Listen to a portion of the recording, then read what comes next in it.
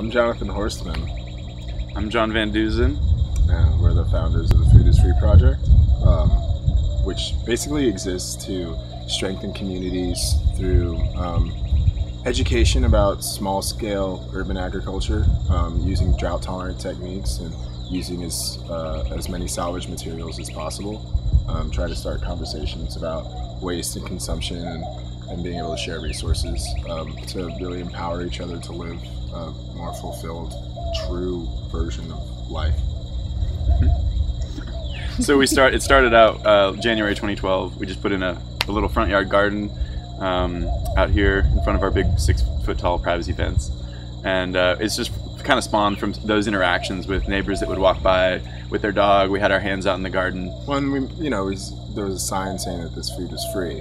This is for the neighborhood. So we put up a little whiteboard next to it, and neighbors could leave their email address if they wanted to get involved, and within a couple weeks we had to erase that thing multiple times. And from there we kind of started to gain some momentum, and we scheduled a work day and pre-built some of these garden frames, and then the next weekend we went out and installed them up and down the block, and within 5 weeks we had lined 30 out of the 30 houses on this block. 19 of them now have a front yard community garden. So basically we've been trying to kind of be a hub for our block, where this space is designed to be a teaching space and an educational space and a space that just inspires folks.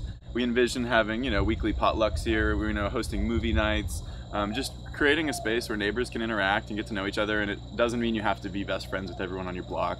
It just makes the block a more fun place to be, a safer neighborhood, a more connected community. Having that little front yard garden there, you may not be able to grow a ton of food in a 4x4 garden, but it creates a little meeting place, or it does this kind of intangible thing that creates this environment up and down the block where neighbors aren't afraid to maybe cross the street and talk to someone or harvest a little basil or whatever, Yeah, we're figuring it out as we go. Yeah, we're figuring it out. It's slow and organic, like the way that growth I think should be, and we get to really take time and reflect on what it is that's happening and how we want to kind of steer it, but just what it wants to become, I guess.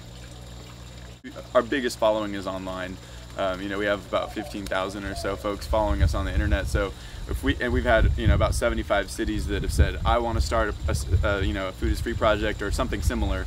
So it doesn't really matter what you call it, but if we can help you start a project in your community that you're inspired to share, that's what we want to do.